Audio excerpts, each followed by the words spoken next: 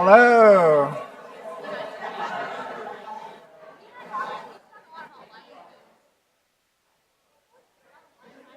So we love the energy in the room. Thank you for coming back from the break.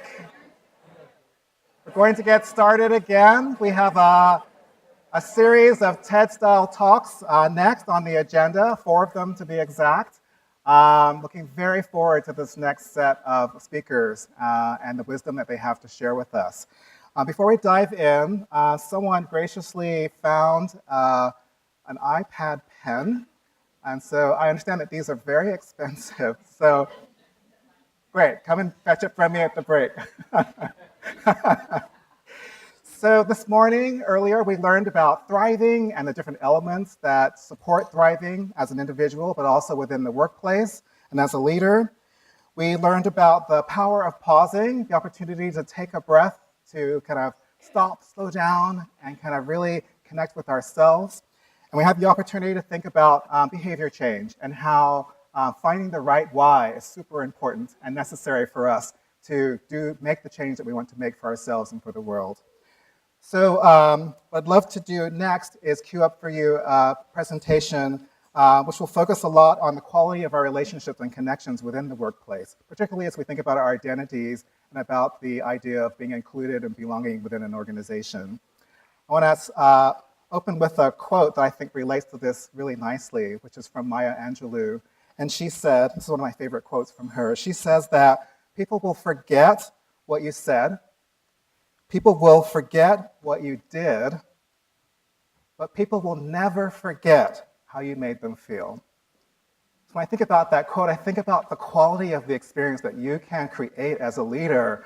A lot of it is about how you show up and how you build the quality relationships within your workplace.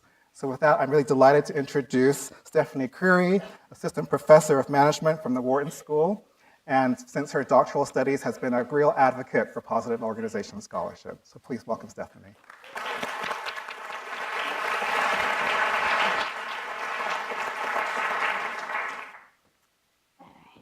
Good morning. So nice to see you all today. I'm here to offer you what I believe is one possibility, and that's the possibility that we can all grow from our relationships across difference. Now, some of our differences are a bit minor, like do we agree that Game of Thrones is ending after 8 seasons? Anybody else here not watch Game of Thrones? Yes, kindred spirits. I guess you see where I fall on that side of the equation. But all kidding aside, some of our differences are a bit more major, and they're those differences that get at the core of our value systems, our identities, how we see ourselves as people, how we choose to engage, and who we choose to engage with. So these might be things like our political differences, our religious differences, our professional and organizational affiliation differences. And so I'm here to offer you, I guess, a little bit of hope. Now, my colleague and friend, John Piero Petriglieri at INSEAD, would talk about the type of hope I'm going to share with you as a resilient form of hope. So resilient hope is not the unbridled, idealistic, we've never been burned before type of hope. Resilient hope is this hope that you get and that you can feel about the possibility and the positivity for the future, knowing that you've been disappointed, knowing that you've experienced pain, knowing that things have not always gone right. So today, in talking about growing from our relationships across difference, I want you to keep that image of resilient hope in mind. I can't get us there without acknowledging the context that requires resilient hope. I don't know about you, but I see this word, and it makes me feel a bit heavy in my stomach.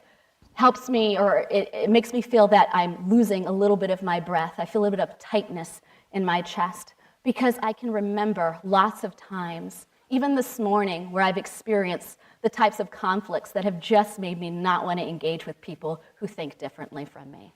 So as if any of us needs a reminder, I'm going to show you this slide here, because this is what I feel that has been surrounding my experience for, I can't even say just the last few years, but I think every time I turn around in my normal social life and in my work life, I'm facing lots of images around people who just can't seem to see another's perspective. So what we have here are instances of racial conflict, we have political conflict, we have harassment, we have aggression, we have violence. And this is the very real experiences that many of us bring with us into all aspects of our social lives, including our workplaces.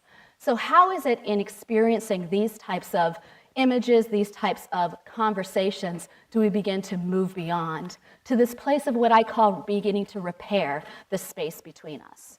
Now, there's two ways to think about repair. One repair strategy would be to make sure that you fix things so that no one ever knew that there was ever a wound, that there was ever pain, that there was ever trauma. I actually don't think that that's realistic. I think about the best surgeons who do some of the most innovative surgeries, and even after they've repaired parts of our bodies that are now much more functional than they would have been without the repair, we still see evidence of some wound. We know it was there. And I happen to think that these wounds are great reminders to us of how we've come so far beyond where we've been previously. So that's how I'd like you to think today about repairing the spaces between us. So the space between us in a relationship across difference has at least 5 features, and these features I'm going to share with you today come from a lot of research I've been doing over the past 12 years, looking at practices related to diversity and inclusion in organizations across the academic literature as well as the practical literature. And so I'm going to offer at least 5 ingredients. If you think of this as a soup, a minestrone soup, what would be the 5 pieces that we want to hold on to as we begin to think about relationships across difference? And that is diversity, inclusion, belonging, equity, and respect. And what I'm going to share with you today is an idea of how we nurture these in our interpersonal relationships, at work certainly, but certainly outside of the workplace as well. Before I move on, I just want to make sure that you see this image, because if there's anything I want you to remind yourself of about what you learned here today, it's this. It's this woman taking this huge, gigantic leap, legs stretched, arms wide across this body of water. Now, you might look at this image and say, sure, she can do that. She's got a life preserver on.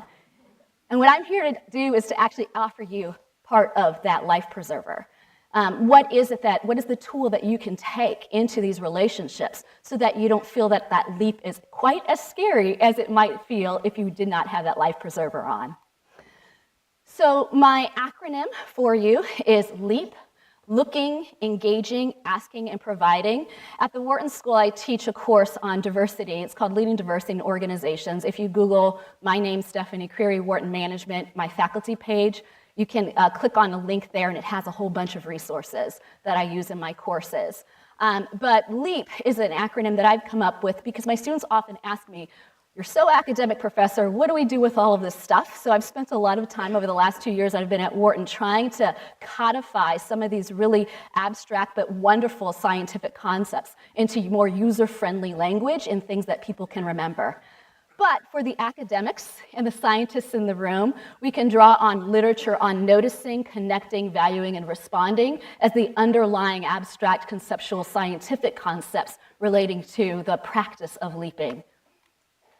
And so how do we then match this concept of leaping to this minestrone soup of ingredients that we need to cultivate positive relationships across difference? What am I proposing for us today? Well, I'm proposing that the act of leaping, looking, engaging, asking, and providing helps us to nurture these pieces of positive relationships across difference, and that is in nurturing the diversity, inclusion, belonging, equity, and respect that we are able to grow. And the growth that I'm talking about is not only self-growth, growing in our own understanding of who we are as people, but in growing our capacity to allow these relationships across difference to generate other resources. It's what my wonderful mentor and friend, Jane Dutton, our friend as well, would call the capacity of building social resources that can help to cultivate other forms of resources in our lives. And so I will begin with diversity. What do I mean by diversity? I'm actually just talking about differences. We can think of these classically as socio-demographic differences, such as race, gender, sexual orientation, social class, and so on and so forth. We can think of these as professional differences, being a doctor versus being a nurse. We can think of this as organizational memberships, being a person who is affiliated with the University of Michigan or someone who's affiliated with the Wharton School. But when we're thinking about leaping in the context of diversity, we're actually looking to acknowledge the differences that exist between us. We're actually not trying to be blind to those differences. We're beginning a process of actually valuing how unique each one of us is and how important that can be. Engaging is about the process of creating opportunities for us to connect with one another around our differences. My favorite strategy, and it's the one that I thought about earlier in one of the exercises, is just inviting that person who is different from you out to coffee and saying, I want to know a little bit more about you. What do you like to do? What are some of the projects you're working on? Work is sometimes safe. And then going into aspects of what do they like to do outside of work. Asking questions about the things that you just don't understand. Now, it's in the asking and the providing bit that I think some of the concerns often prop up, is if I ask a little bit more about that thing that feels a little bit different, how will they respond? This is why I believe the practice of mutual empathy is really important, not only on behalf of the person asking, but the person who is responding to what they are being asked to provide clarity on. Next is inclusion. Inclusion, I'd like to differentiate from the practice of inclusion from the experience of being included. Actually, the belonging, equity, and respect pieces that I will talk about in a second, that's the experience of this thing that I call inclusion. So if we think of inclusion as the act of giving someone space to contribute, colloquially giving them a seat at the table, well, what is the possibility that we can unlock in that place? This is an example on the slide here of the CEO of Goldman Sachs giving the some of the senior-most minority partners at the firm the space to talk about how traumatizing all of the events around Ferguson were for them and how they couldn't simply ignore what was happening on the outside of the workplace when they came to work every day, and how engaging in those more courageous conversations invited everybody else, including people who were on the front lines, to feel that they too were valued as whole people who had whole lives and were fundamentally affected by everything that happened to them outside of the workplace. So inclusion, giving someone at the table the opportunity to engage, asking questions about what is it that your experience has been like, what about the times when you felt excluded, what can we do to actually help you feel more excluded, and then providing those opportunities for creating greater inclusion for those who've expressed inclusion. Belonging, I've talked about this as sometimes the sense of being included, but the perspective of being connected emotionally and socially. I often think about belonging as being part of a community. I think of this community, the Positive Organizations community, that I've been part of for 10 years. Now, the funny thing is I've never gone to the University of Michigan.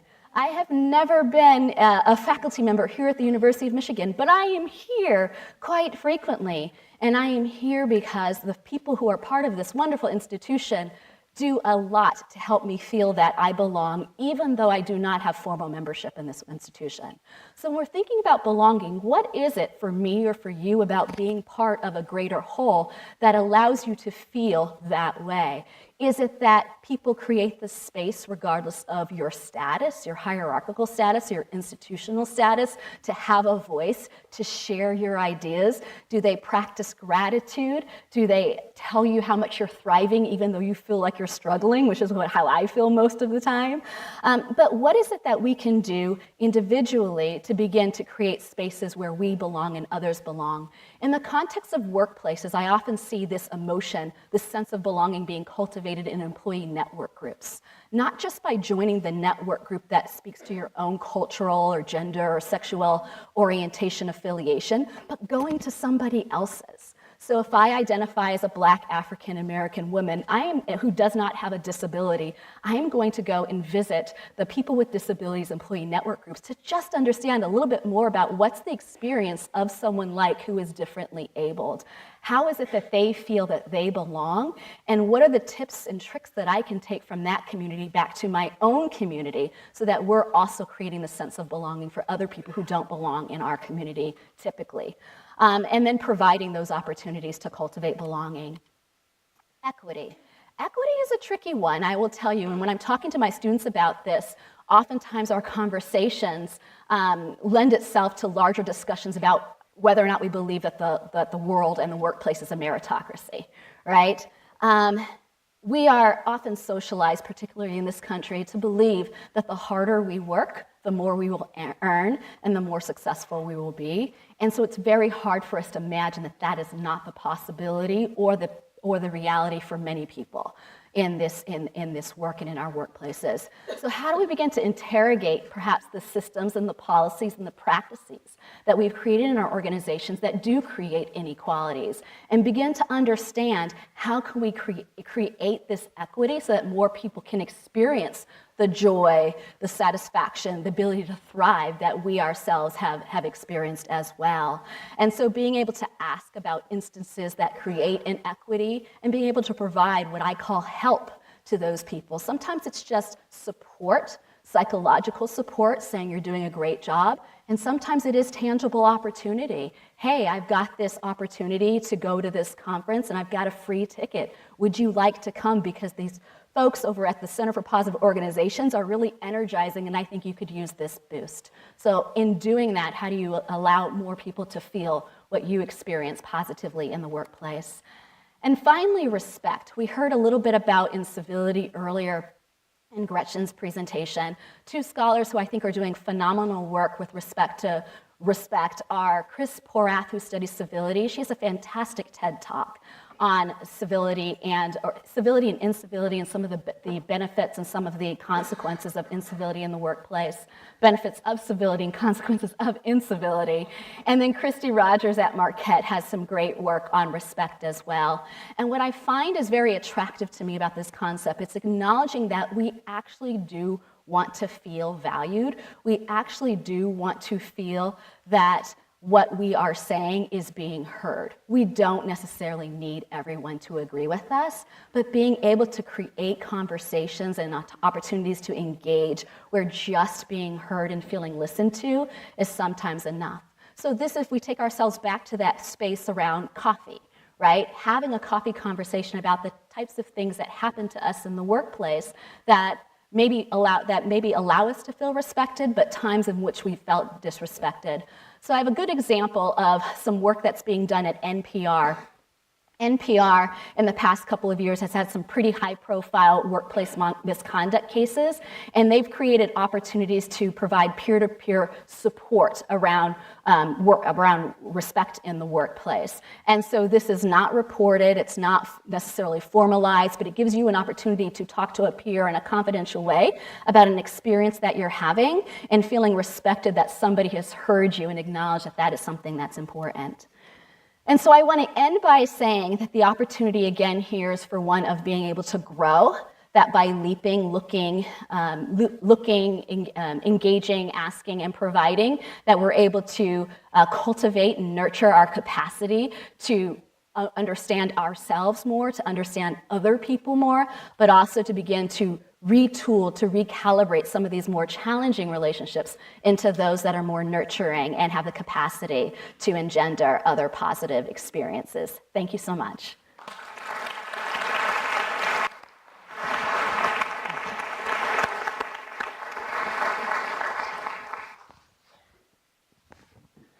Our next speaker is Sue Ashford. Sue is a professor in my Department of Management and Organizations, and where Gretchen has been the interim chair, Sue is actually the area chair. So for the second time today, I get to introduce my boss. A lot of pressure. What Sue is going to talk about is thriving in what we're calling here the new world of work, and in particular what she calls radical self-management. If you look closely, I'll also tell you that Sue is going to be very relaxed, emoting positivity, because she's just coming off sabbatical. So welcome back in. Thanks.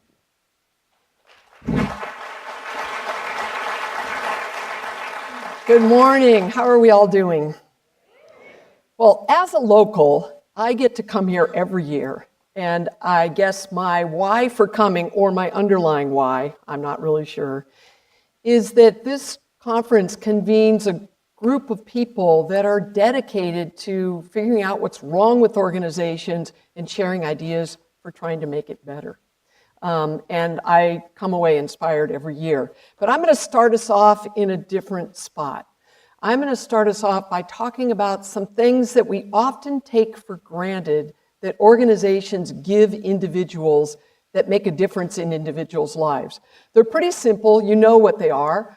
One is a rooted sense of place. I go to a place every day. They expect me there. The second is a stable work identity. I'm a Googler. You're a Ford person, right? The third is simple interaction with others. I meet people at work. I interact with other humans at work. Someone to set structure and limits. We're going to do this work this week, not that work. That's next week, right? And also, occasionally, someone to blame. I knew it was a bad idea, but those higher-ups, they seem to think it was good.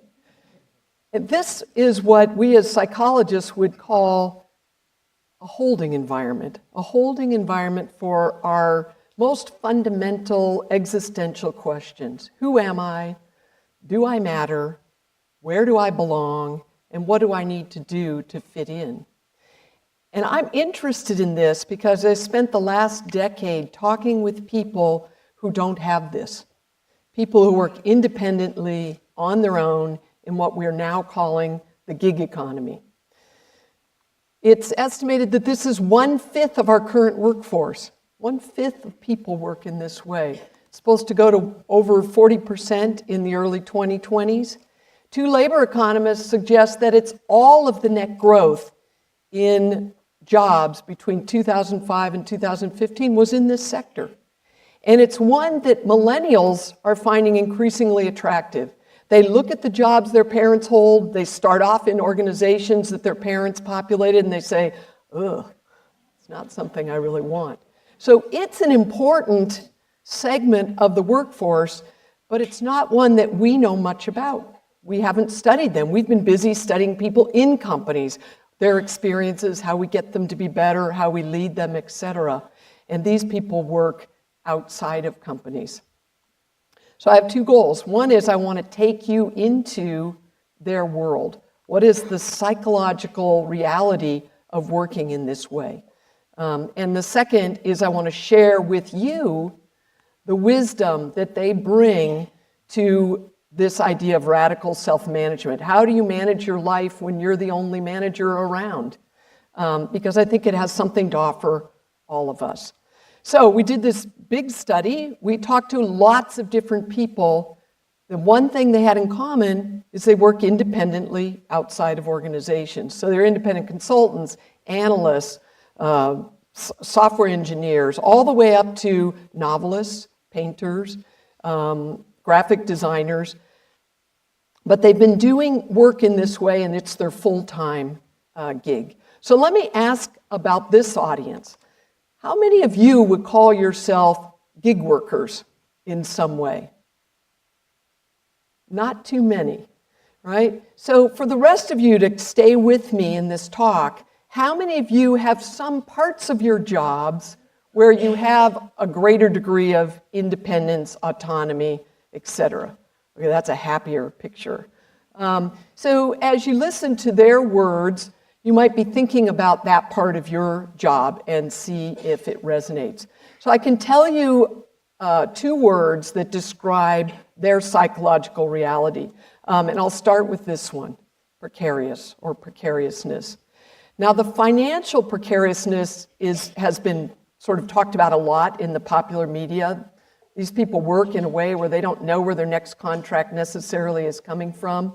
They may do different things for different organizations. They may have work today, not tomorrow. They don't have health care. They don't have benefits. So they have a lot of financial pressure. We also uncovered in our conversations with these folks a second precariousness, which has to do with identity. Who am I if I do different things one week than I do the next week for a different company? Who am I if I have one job, but I find I'm not able to do it the next month? Am I still that thing? Who am I if I go to the Thanksgiving dinner table and I can't get anyone to understand what I do? Do I really have an identity? One writer who's well established in his field, his books are in airports, he's a novelist, he says, I have a great fear of unraveling. He says, yesterday's 1,000 words are yesterday's 1,000 words. They mean nothing for today. In essence, he's saying that if I'm not writing, I don't know who I am. And I don't think many of us have that when we go to work every day in an organization. It stays with us longer.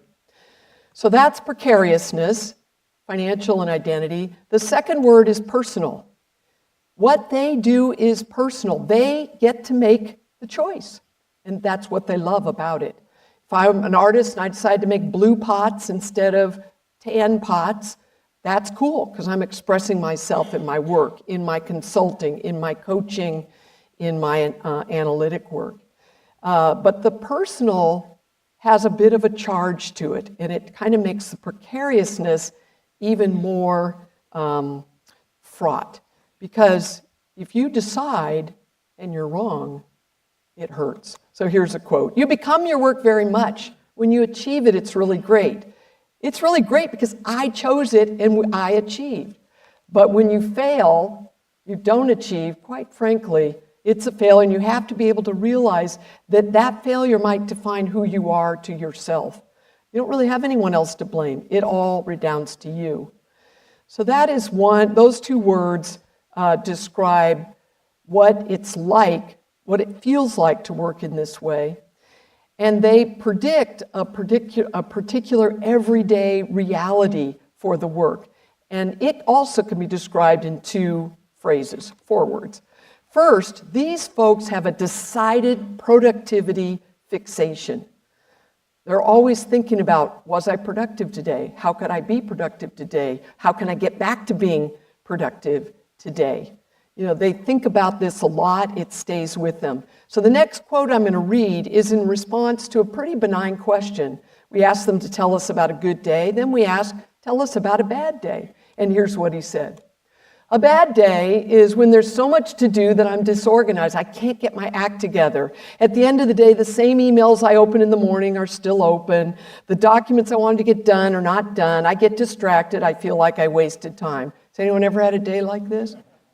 We can relate, right? He goes on. I wasted valuable time and energy. There are only 8 hours in the day. I'm on my own. I have a lot to do. And he goes on.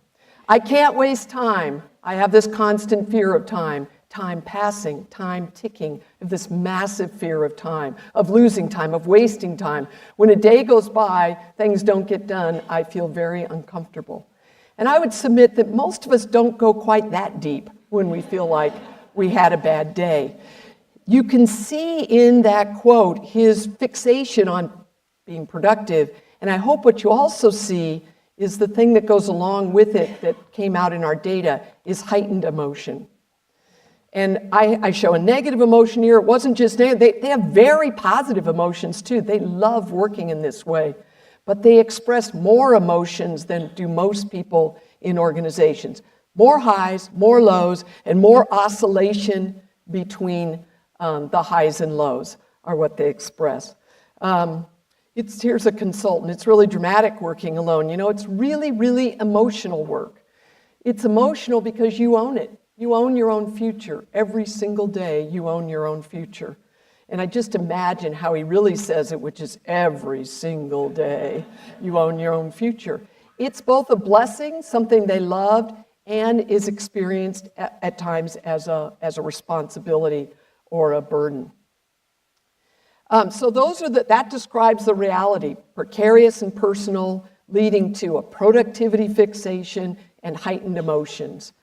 But the good news is they have a lot of wisdom to share on how to make this kind of work-life work that if you are deciding to go into it, it's helpful to know. But when you think about those most independent parts of your own job, might be helpful to know. And it comes down to recreating for themselves that which the organization offers just by being an organization that you go to.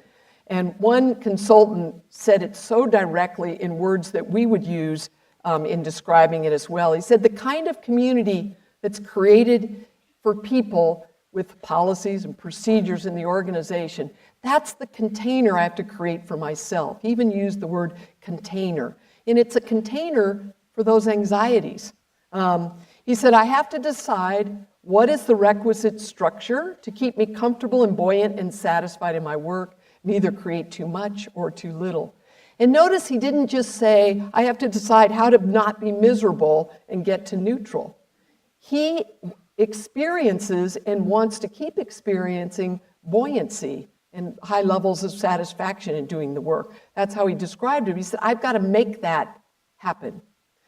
And what we found is there's 4 dominant connections. The more they could create and maintain these connections, the more they experience this kind of vitality that he describes. The first was connection to people, to other people. And you've heard a lot of that this morning. But the more they could set up routine contact with other people, my agent, my editor, other coaches, other consultants who work as I do, the better off they were. And these connections to other people did a couple of things. One, as you'll see in this quote, it offered reassurance. I reach out to friends when I'm struggling with work because friends are always better at being compassionate to me than I am to myself. It's a bit of a kindness infusion. So you're alone with these anxieties, but you have these connections to other people that can offer reassurance. So that was the first. The second is it also helped embolden them. It made them be more daring in their work because they had people with them, behind them, beside them to sort of cheer them on, etc. So that's the first connection. The second is a connection to place. These people didn't go to an office. They didn't go to a shared studio. Most of them didn't go to the co-working spaces that we're starting to hear about. In part, that was because those came on later. But they were very thoughtful about where they did their work. One guy who was a software engineer, the way he described being out in the world, he said, it's like a war zone. I go out there, I'm competing for business, and I'm negotiating good contracts, I'm trying to get them to pay me. And then when he turned to describing his office, he said, my office is like the cockpit of a fighter jet plane. And I just had this image of this guy who needs to be pretty macho to go out there and do that in the world, and he comes home to this office that reinforces that for him. Another woman was a screenwriter. She said, I do my important work, my creative work in my bed in the morning. I'm safe there, I'm cosseted, and my mind can go free. This quote from an artist I love, he says, there's not a day that I come in here, meaning his studio, that I'm not aware of who I am, what I'm in, what I'm doing, and what I want to say. So if we go back to identity can be somewhat precarious, his physical workspace reinforces his identity for him. And that connection helped him to be more vital in his work. The third connection is a connection to routines. Doing some things the same way every day or every week or every month throughout the year. These people were able to describe routines that they used, and they had different purposes. One guy said, I get up in the morning, I shave, I pray, I make coffee, I go to my office. My office just happens to be in my basement, but I do that every morning so that I am saying to myself, I am now at work. It created a boundary. Some people had end-of-day routines to transfer back to their home life. Other people, it was for when they got in those tough spots, those negative spots, getting out of anxiety. One coach described it really well. She said, when I get lost, I go back to my little routines. I run these little routines, and that makes me feel like I'm not totally alone out there. She is totally alone out there, but she has her companion routines. And if she just does the routine, pretty soon she's back into the work. One novelist summed it up really well. He said, routines are the wardens of accomplishment. And every time I present this to a group of academics, they're like, let me write that down. I got to get me some of those, get me more of those. The final connection is a connection to purpose or an underlying purpose. From the talk this morning, the why of what you're doing. One person was a consultant to songwriters. He helped people craft their songs, get them out into the world, get it published. And it's kind of hard work. And he said, Ronald Reagan said, America is a song culture. And I feel like I play a little role in that. So he's basically painting a bigger canvas for the work he's doing. The work doesn't change, but his feeling about the work changes. And in that, it helps him keep going when times are tough. Another consultant describes it pretty well, multiple purposes. He says, knowing my purpose gives me resilience for the ups and downs. That's the same as the song culture. But he also said, it gives me the strength to decline work that isn't aligned. He said, when I first started, I took everything. Now I say, this is who I am, what I'm trying to accomplish. I say yes to this, I say no to that. And he also said, it gives me a quality of authenticity and confidence that clients are attracted to. If I know my purpose and I'm working out of my purpose, I seem more authentic, more confident, more believable. So these 4 connections, if you're going to start in this kind of work, you might want to try to do this. Or if you're thinking about the work you do most independently, can you build something into your work life that supports this? Find some people, get connections to other people. Think about your place where you do your most important work. How is it set up? Could it be set up differently? What routines could you put in place that would help you move along in staying productive and keeping your emotions positive? And can you articulate for yourself an underlying purpose that's meaningful for you, even if it's not meaningful for anyone else? And how can you connect to that on a day-to-day basis to keep going in your work? The people that had that described independent work lives that were productive, fulfilled, they had a fulfilled self and a real sense of vitality. You wanted to be them. People that didn't or lost those connections talked about being unfulfilled, full of anxiety, and at times completely unable to work on a given day or week. We ended up titling our paper, Agony and the Ecstasy in the Gig Economy. And it definitely was both. But the people that were most successful could use the agony to inform their work and thereby bring more of themselves in it and experience more of the ecstasy of working independently and bringing your best self into your work. And I wish that for all of you. Thank you.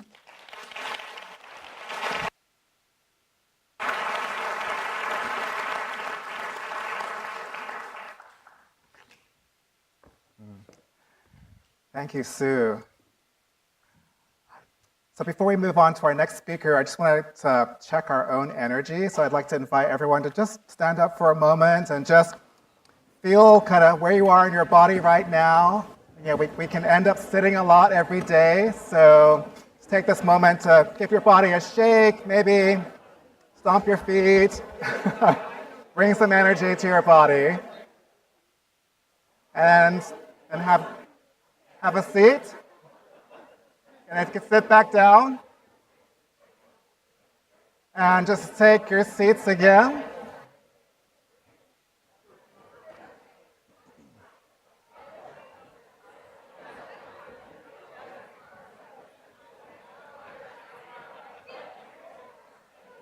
So we've spent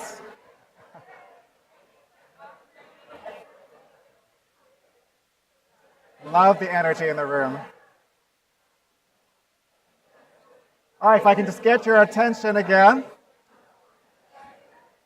We have 2 more wonderful TED-style talks lined up for you. We definitely have been exploring a theme around connection and relationships this morning, so we're going to continue that thread with the next topic. And so Mindy Cox, who's the Senior Vice President of People and Great Work, love that title, at an organization called O.C. Tanner, is going to talk with us about a very important relationship in the workplace. That's the relationship between the leader or the manager and their team member. You may recall there's this age-old statistic that the number 1 reason people leave jobs is because of a poor relationship with their manager. That is likely still true. So that relationship is a key and core one in the workplace. And so Mindy is going to talk with us about her own experience thinking about how to make that relationship a thriving one. So, Mindy. Thank you. I appreciate that. Well, I really appreciate the opportunity to be here today. And the first thing, I just want to give a shout out not only to Esther and Angie and Chris and everybody who's taken such good care of me in the months leading up to this, but also just to the University of Michigan Ross School in general. I was just thinking about my own experience as an MBA, and I was the only humanities major accepted into my program. And I was speaking to the admissions counselor, and he was counseling me on why this might not be my path. And so I was telling him, no, I really think I can make a difference in business, and I think I can do this. And he was asking about classes I'd had, and he said, if I'm going to let you into this program, your GMAT's fine, but anybody can do well on a test. But if I'm really going to let you into this program, you have to take a statistics course over the summer to show me that you can do the work. I know we would never put up with that now, would we? So anyway, I took the class. I got an A. I always get an A. I know how to do school. So I entered the MBA program, and I had a completely different perspective on business than everybody that was sitting around me. And what I see today is we are teaching business thinkers to think like something was in me that I thought that way. And it's so, so important in the workplace. And it's what our people are asking the workplace to be for them in their lives going forward. Because we all want this whole life experience, and we spend so much time at work, it's gotta be part of that. So I'm just thrilled, and just thank you to the Ross School for doing what you're doing and just letting us talk about this as a tribe. I love that. I also have the best title in the whole world. I just want to talk about words and the words that you're using in the workplace very briefly, but we made the intentional switch from human resources to people and great work about 10 years ago because we wanted to focus our team on who we served and what it is we were trying to do. What was our purpose? To inspire great work. We couldn't do all the work, but we had lots of capable people that were ready and willing to do it, and it was our job to help inspire them. Also, just want to give you a little bit of background on OC Tanner because it's kind of a hidden organization. We're a 92-year-old company headquartered in Salt Lake City, Utah. We were founded by a philosopher who taught philosophy at Stanford and at the University of Utah while he was trying to find a way to put beauty and kindness into the world. That is the foundation of OC Tanner. And what we do is culture, consulting, appreciation. We use technology as a platform to help enable connection in the workplace. And 92 years later, we're delivering results for companies all over the world who are paying attention to this stuff. So talk about a fun place to practice people. I have a great job. So when we talk about well-being at work, we're talking most often about physical well-being. I get into a business conference and a lot of people are saying, yeah, we do that. We've got the gym, we've got the programs, we've got the platforms. Well, we do too.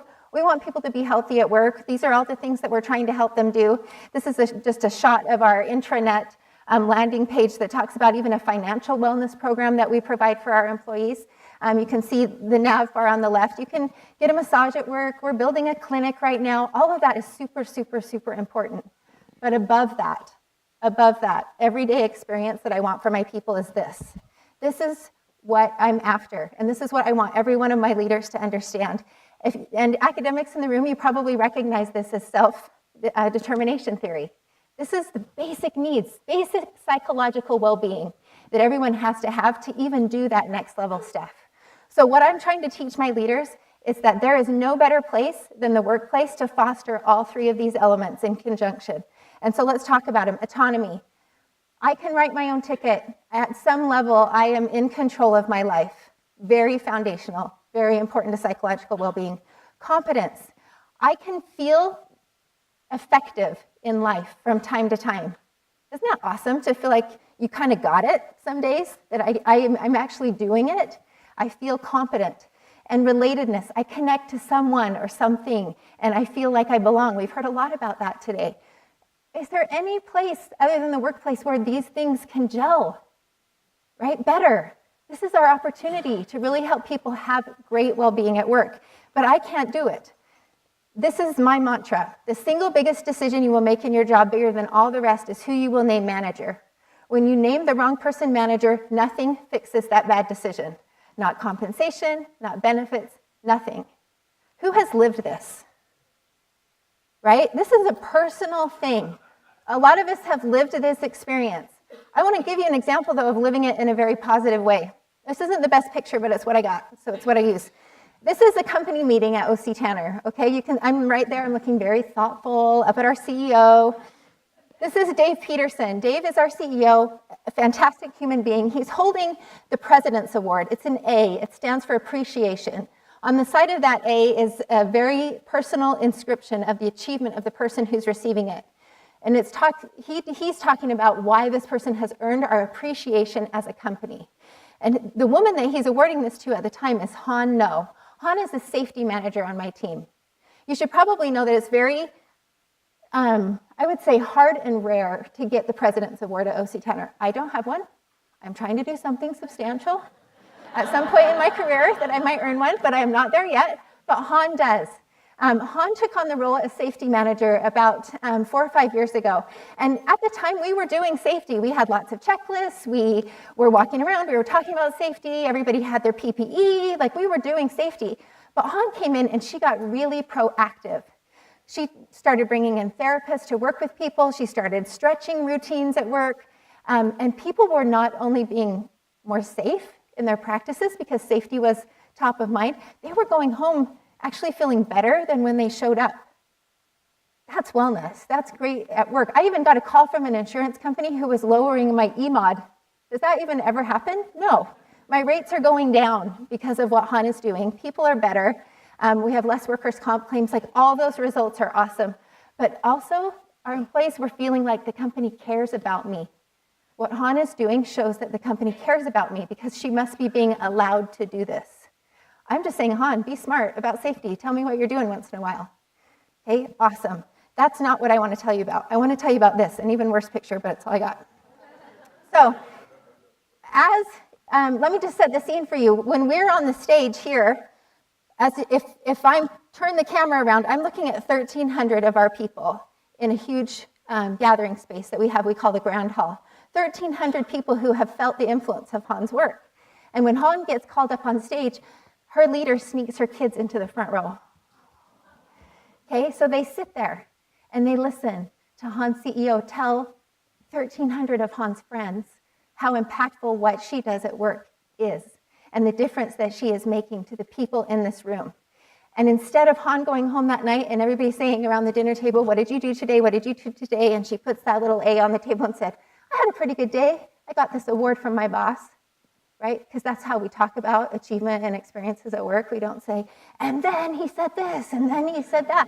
No, we don't even do it justice. They got to hear firsthand, and they also got to see 1,300 people stand and applaud their mom for making a difference at work.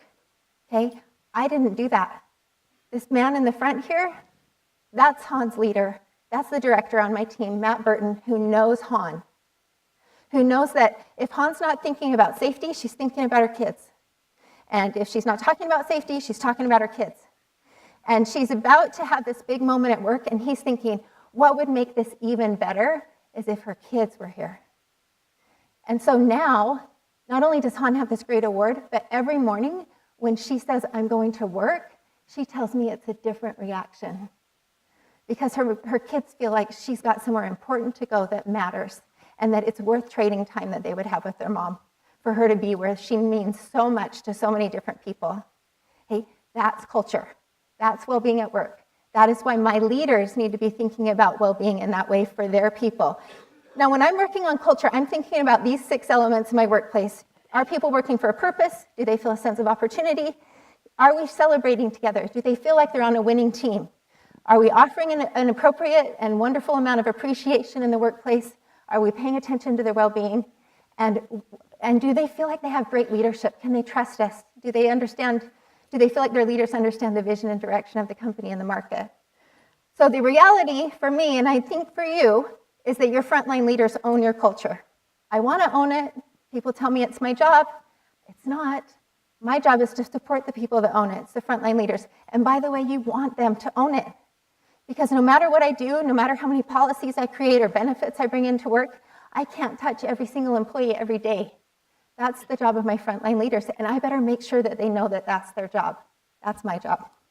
So at OC Tanner, leaders are people that place others in a position to succeed and provide the conditions necessary for growth. That's it.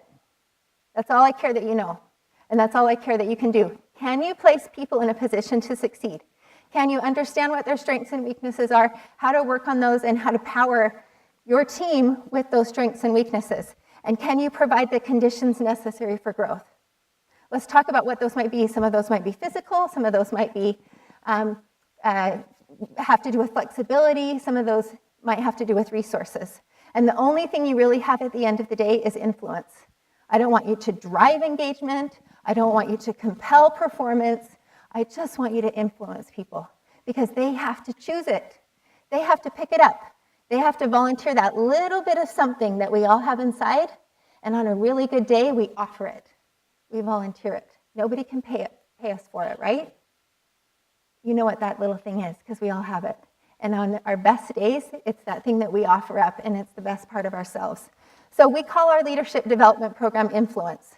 We want to remind people of that. We put the tools in the path of our leaders, so they have to trip over it to not do the right thing.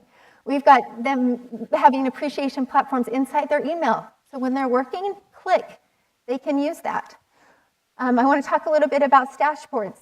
This is a practice at our company where I put this into place after going to a team huddle. And I watched a woman receive a button, which we do, appreciations at the beginning of every single team huddle. And she had her moment and was thanked by her team members. And then she took that button and she threw it right back into our appreciation station. So I followed her. And I said, "What did you do with your button?" And she said, "Oh, I recycled it." I said, "Cute. No, we don't recycle." We don't recycle recognition. Like, really, what's going on? I was worried there was like a relationship issue in the team, right? That maybe she just didn't feel like the recognition was authentic. But she said, "Mindy, I don't have anywhere to put this. You've leaned us out. We're all 5S'd. She said, "I don't have anywhere to put it." But that's what happens to team members. And team members is kind of our word for people who work in our manufacturing teams. So we were creating kind of this weird unintended social structure that I absolutely didn't want to have happen. And I went, how can I have a vehicle for offering appreciation and not give anyone anywhere to put it?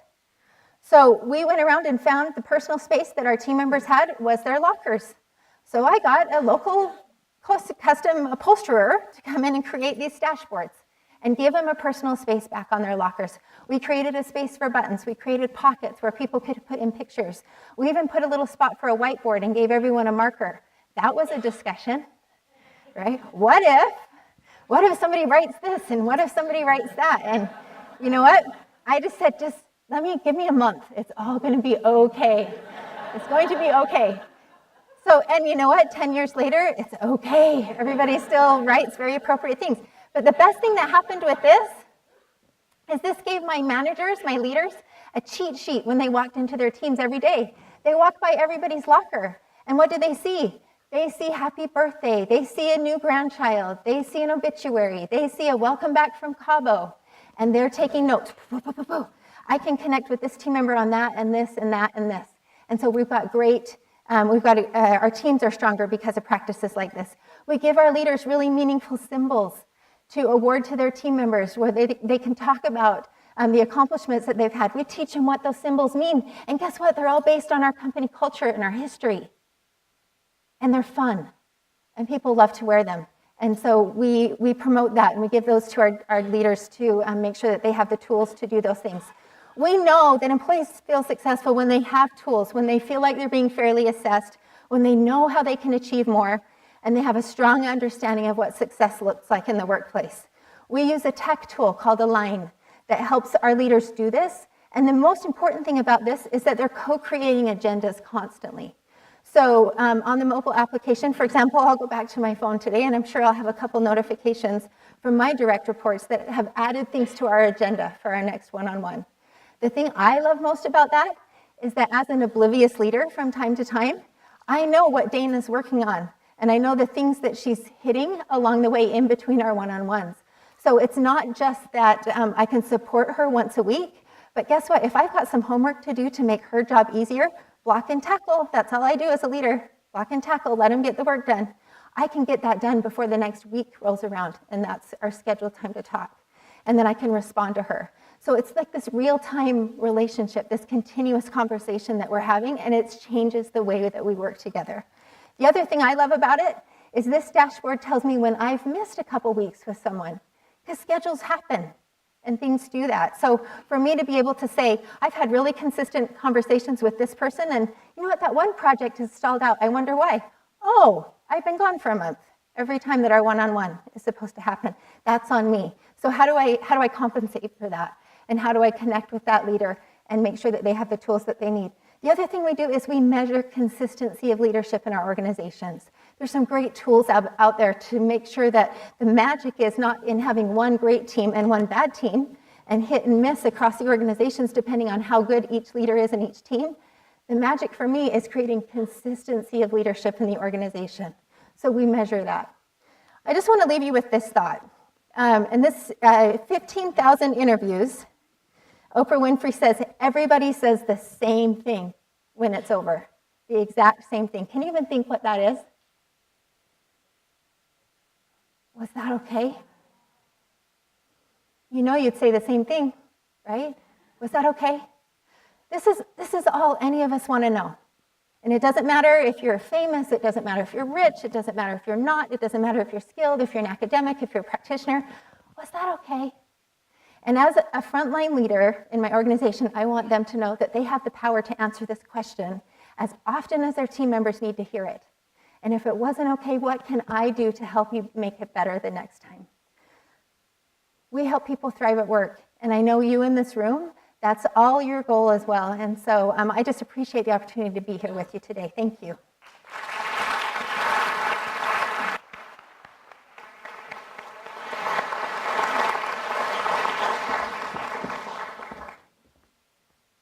Okay, our fourth and final speaker before we head to lunch is Carl Erickson. Carl is the CEO and founder of Atomic Project.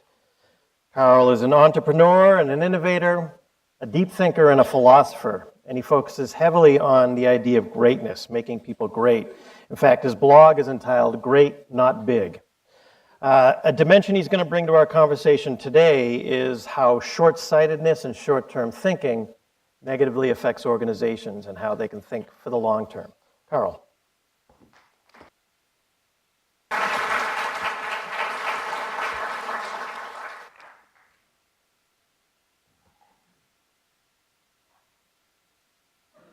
We missed one. There we go. Okay. So yesterday in the consortium meeting, we learned 6 positive communication practices. One of them is greeting. And there's an awful lot of you all out here that I'm speaking to now. So it would help me to greet. So good morning and greeting you all positive people. Thank you. That's great. So Atomic Object is a software design and development consultancy. That means that we build software, custom software, web products, mobile products for companies ranging from startups to the Fortune 500 in all sorts of different industries. I started the company 18 years ago because I needed a job and I wanted a job where I wanted to work. So I made a company where I wanted to work. We've always been very culturally attuned. We're conscious about our culture. We pay attention to it. And one of the first things we did to formalize our culture was to identify what we call value mantras. I can guess everybody's favorite, because it always is. So this is the buttons there. I'm wearing one now. These buttons we just did recently, but these value mantras go back to 2005 when the company was 4 years old. And it's important to point out that these are observational, not aspirational.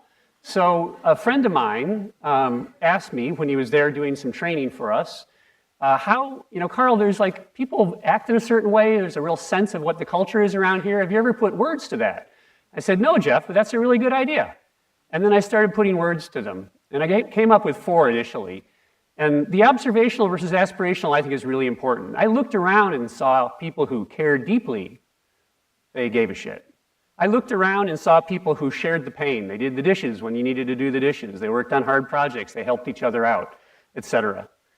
After about 7 or 8 years, I realized there were a couple of other values that we all share which weren't recorded this way. One of them was act transparently. And I think we didn't have that from the initial list because it's everywhere we are. It's how we behave. It's our open book management. It's our company meetings. It's our explanation. It's our education. It was the water we swam in that we weren't even aware of. And similarly, the most recent addition, about 5 years ago, was think long term. And that's what I'm going to be talking about today. The journey that we've been on and what it's done for us. So some people ask me, like, ooh, these are kind of funny values. How come they aren't things like honesty or integrity?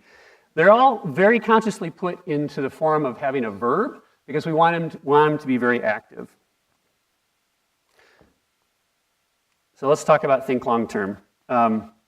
Think long term did not always mean be 100 years old. That's our company's goals, to be 100 years old. It was how we approached the project, actually. It was how we approached clients and employees. It was advising clients to build less or not write custom software at all, something not in our short-term interest, given that's how we make a living, but definitely in our long-term interest.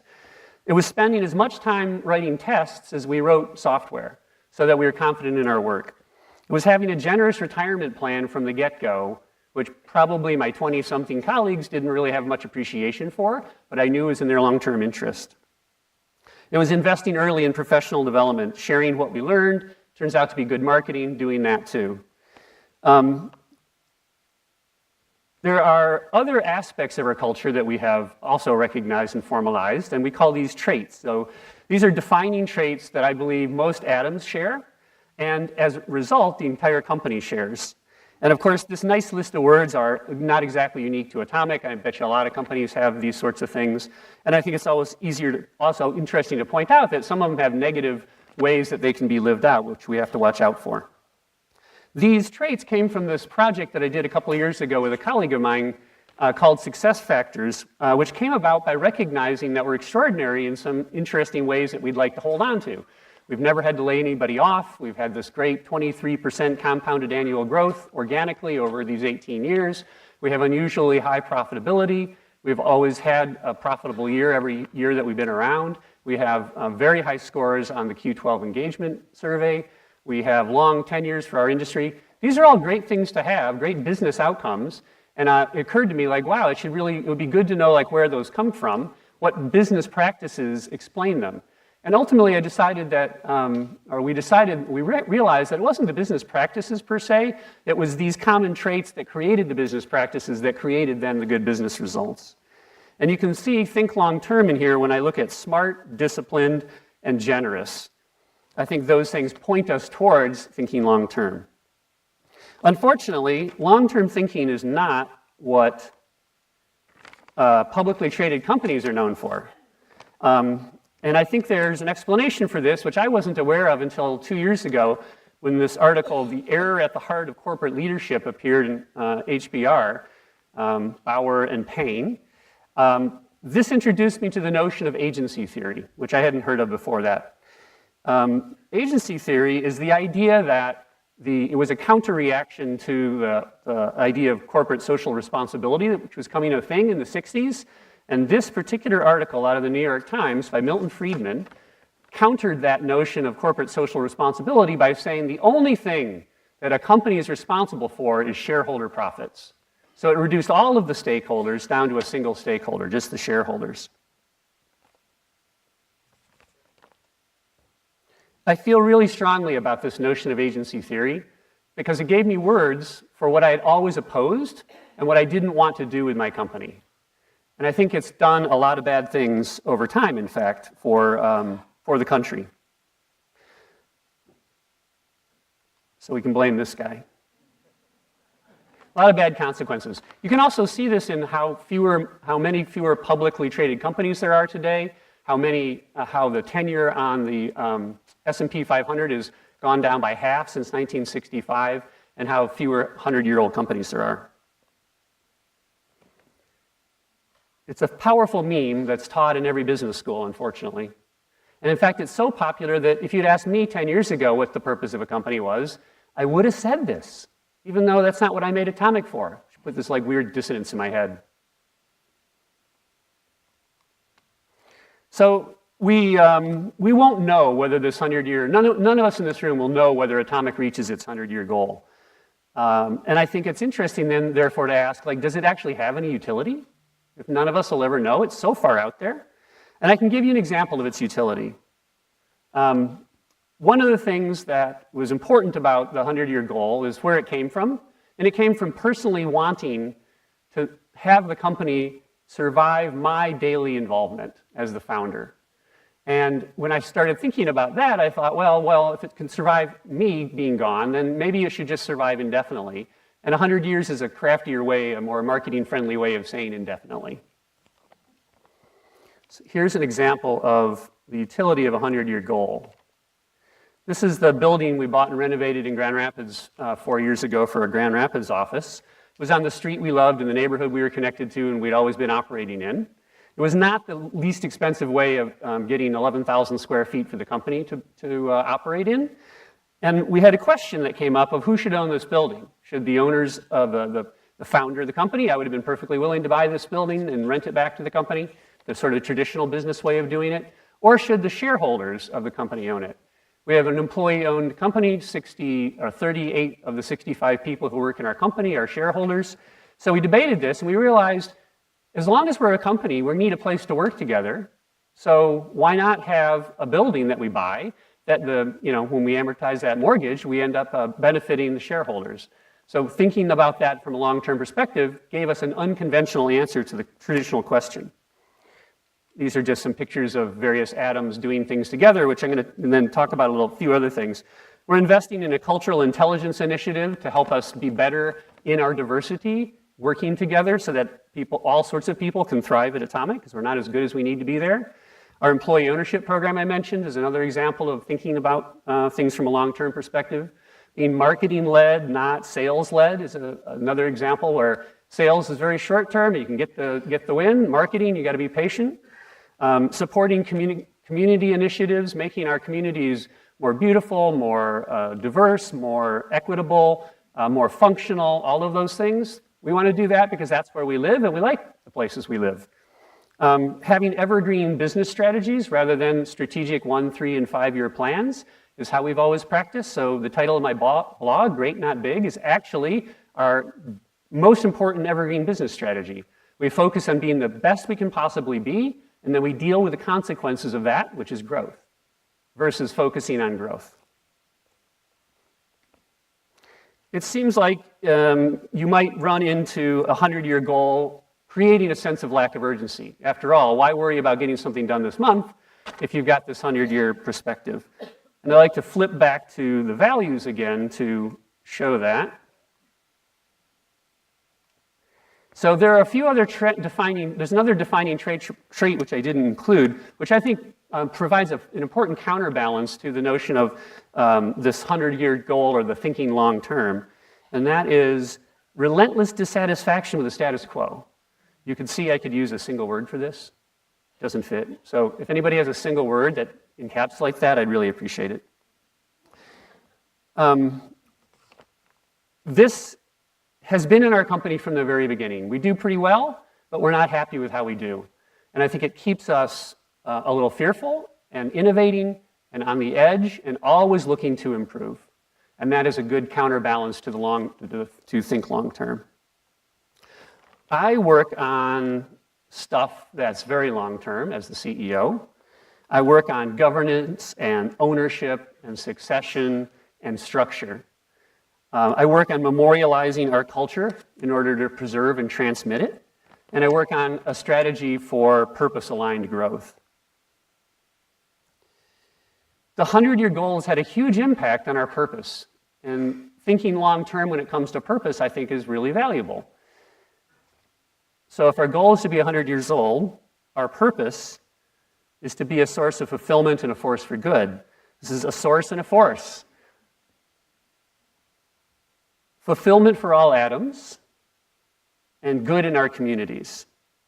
And I think it's quite interesting that this doesn't mention software, it doesn't mention technology, it doesn't mention clients, it doesn't mention profit, nothing like that. And I think when you are trying to decide on a purpose, it's a really valuable idea to think about a purpose that can last forever.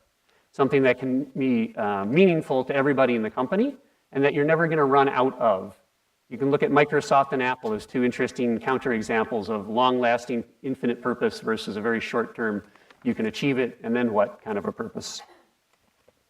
So that's our purpose, our vision, in other words, how we want the world to be. is we want companies to reflect the reality that work matters. Work matters is our shorthand way of talking about a company's responsibility to the multiple stakeholders that should really be considered. The opportunity to give people fulfilling jobs and to make a place where people can thrive and to have a more satisfying life, a happier life. The opportunity to be a force for good in the communities they operate in, to contribute in positive ways, to think long term. To achieve our vision, we do 5 distinct things, which I think I won't go into because they're a little bit longer and more complicated. But I just wanted to close with the idea that think long term is something that's influenced nearly every aspect of our company. It has utility on an almost daily basis as we try to decide what to prioritize, what to work on, what's the right thing to do. And I'd love to talk more about those kind of things, but I think it's time for lunch, so I will just leave you with my email address and the name of my blog, and I thank you for the time.